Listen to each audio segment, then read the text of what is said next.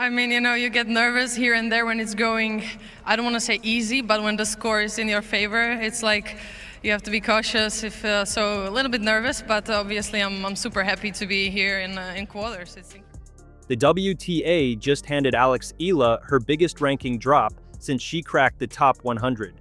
270 points gone after Miami 2026, sliding from a career-high number 29 all the way down to number 45. And yet, the story everyone should be talking about has nothing to do with that loss to Muchova. It goes back to Wimbledon 2025, a first-round exit that the tour quietly paid $87,000 for in silence, with zero fanfare, zero announcement, and absolutely no acknowledgement toward the 2 million Filipinos who had stayed up past midnight watching every single point. If Eala, can keep doing well with her tennis, who knows? The sky's the limit on the court, off the court. Is she the biggest draw in women's tennis right now in the world? And then we have a big challenger. The WTA collected the spectacle, cashed in on the crowd energy, and kept hiding it. Meanwhile, Nike showed up with a secret gift, a custom Sampaguita hair tie, a one-of-a-kind, never-for-sale tribute to the Philippines that left 2 million Filipinos in tears. That gift carried more meaning than anything the tour bothered to say. One brand understood the moment. The organization that profited from it most? Complete silence. Mats. Wylander compared her to John McEnroe. And if McEnroe himself ever saw how the WTA had been hiding this story, he would absolutely go off. If that fires you up too, hit subscribe, because we're just getting started. Now let's talk about what actually happened and why it matters more than anyone is admitting. Let's start at Wimbledon 2025 because that is where this entire story begins to make sense. Alex Eala walked onto center court on July 1st, 2025, ranked number 56 in the world, facing defending champion Barbara Krejcikova in her very first Wimbledon main draw appearance. She took the first set 6-3, stunning the Czech champion in front of a packed house. Krejcikova eventually won the match 2-6, 6-2, 6-1, but that scoreline tells almost none of the actual story. What matters is what happened around the match and what the WTA chose to do with it afterward. Nothing. They did absolutely nothing. Eala had earned £66,000, $89,465 at the time, simply by being ranked high enough to enter Wimbledon's main draw. A first-round loss at a Grand Slam pays that figure regardless of the result. It is the tour's built-in reward for the grind it took to get there. For context, that single Wimbledon payout was worth more than Eala had earned across multiple full tournament runs on the lower circuit. She had made $2,352 winning her very first ITF title back in 2021. 4 years of professional tennis and one first-round Grand Slam exit paid 38 times that amount. The WTA never announced it toward her fan base. No social post directed at Filipino audiences, no segment on the tour's own platforms celebrating what that payday represented for the first Filipino woman to reach Wimbledon's main draw. The organization that built its entire global expansion pitch around emerging markets and diverse fan bases took the viewership numbers, took the social media engagement, and went completely silent on the financial milestone. Those same fans had helped create, and this was not an isolated oversight. Go back further to March 2025, the Miami Open. Eala arrived as a wild card ranked number 140, which means she had no business being in the conversation at all by conventional tour logic. She then proceeded to beat Jelena Ostapenko, Madison Keys, and Iga Swiatek in consecutive matches to reach the semifinals. 3 Grand Slam champions, straight sets against the world number 2 as a wild card. The Filipino fan base did not just watch, they consumed every moment of it with the kind of intensity that crashes streaming servers and breaks social media algorithms in real time. That semifinal run paid $332,160. It was the defining moment that pushed Eala from number 140 into the top 100 for the first time in her career, making her the highest-ranked Filipino in WTA history. By the end of 2025, she had earned $907,777 across 27 tournaments in 16 countries, more than tripling her entire 2024 earnings of $289,628 in a single season. Filipino sports journalist Dion Castillejo said at the time that Eala was already being treated like a multiple Grand Slam winner back home. The comparison being made in the Philippines was not to other tennis players, it was to Manny Pacquiao. And yet the WTA's handling of her scheduling, her court assignments, and her visibility on the tour's own platforms told a completely different story about how much the organization actually valued what she represented. This is where the WTA's pattern of hiding what Eala's presence was worth becomes impossible to ignore. At the 2026 Australian Open, Eala was assigned to Court 6 for her first-round match against Alicia Parks. Court 6, not a show court, not a stadium with capacity anywhere near the crowd that showed up. Filipino fans, and there is a massive Filipino community in Melbourne, one of the largest outside the Philippines, packed that court beyond its limits. Queues stretched outside the venue. Walkways overflowed. Hundreds of people who had traveled specifically to see her never made it inside. Martina Navratilova, an 18-time Grand Slam champion and one of the most respected voices the sport has ever produced, went on Tennis Channel and said out loud what the WTA had failed to anticipate. She told viewers that organizers needed to keep fan bases in mind when building the schedule. Lindsay Davenport, the 1999 Wimbledon champion, was more direct. She said Eala probably needed to be on a bigger show court, and described her as likely the most famous female from the Philippines and one of the most famous people to come through that country's entire sporting world. The live stream of Eala's post-match press conference that day drew over 100,000 views, more than the press conferences of Aryna Sabalenka and Carlos Alcaraz combined on the same day. Two of the biggest names in the sport, both playing at the same tournament, both outdrawn in a press conference. By a 20-year-old who had just lost in the first round, the WTA had the data. They always had the data.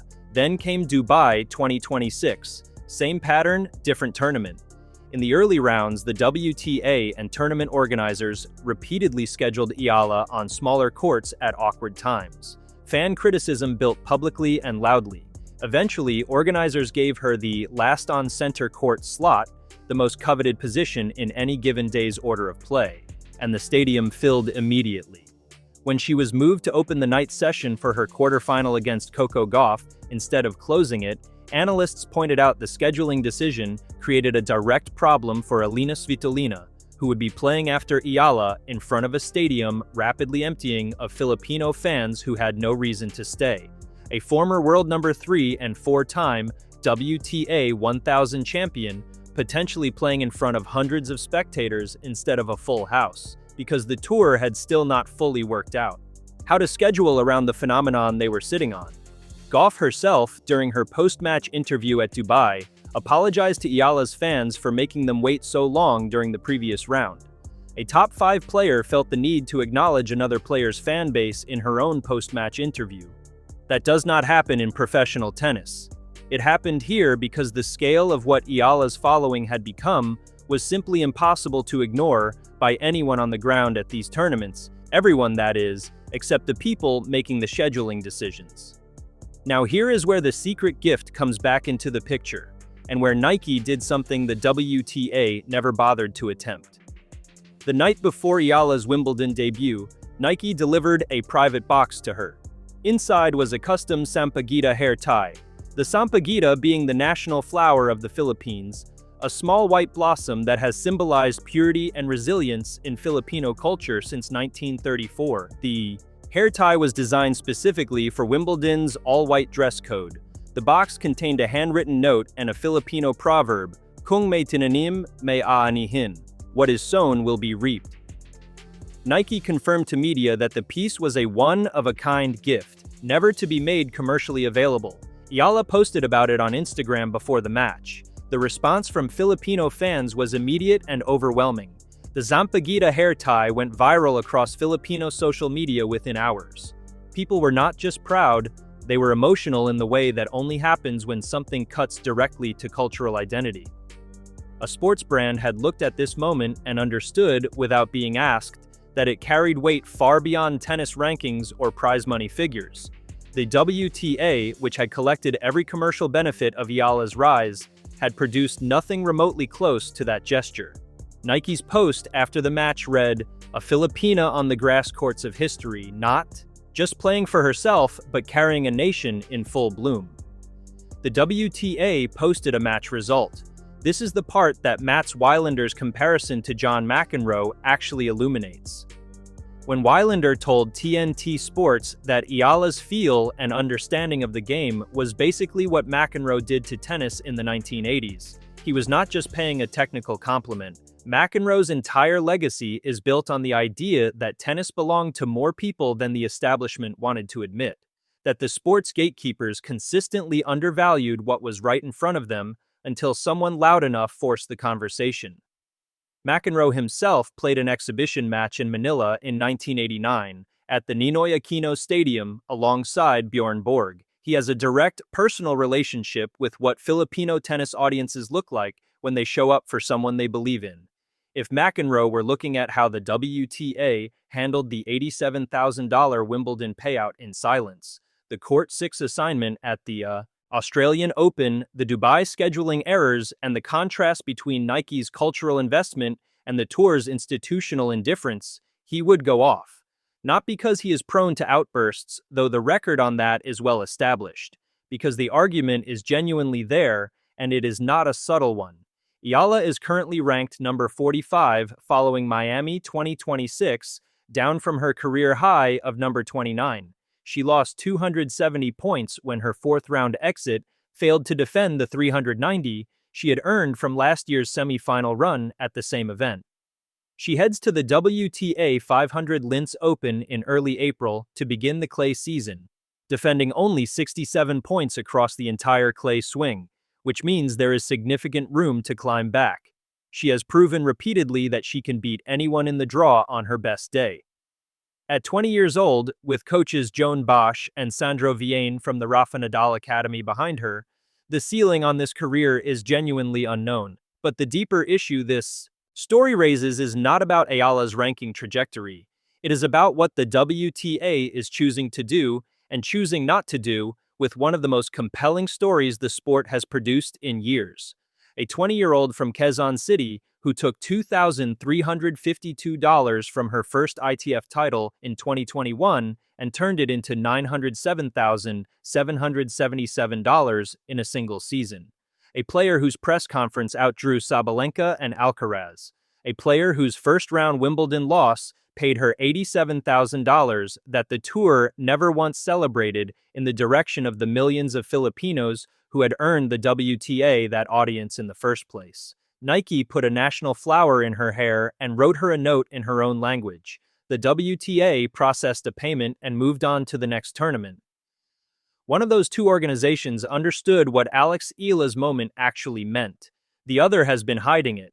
Whether deliberately or through sheer institutional indifference, the effect on her fan base has been exactly the same. And that is the story that matters more than the ranking drop, more than the Miami scoreline, and more than anything the tour's official channels will ever put in front of you. If this is the kind of coverage you came here for, the angles that the tour's PR machine will never hand you, then subscribe to this channel and hit the notification bell. Every video on this channel goes where the official narrative stops. The tennis world is bigger, messier, and far more interesting than the WTA's press releases suggest. And Eala's story is proof of exactly that. Drop your thoughts in the comments below, because this conversation is just getting started.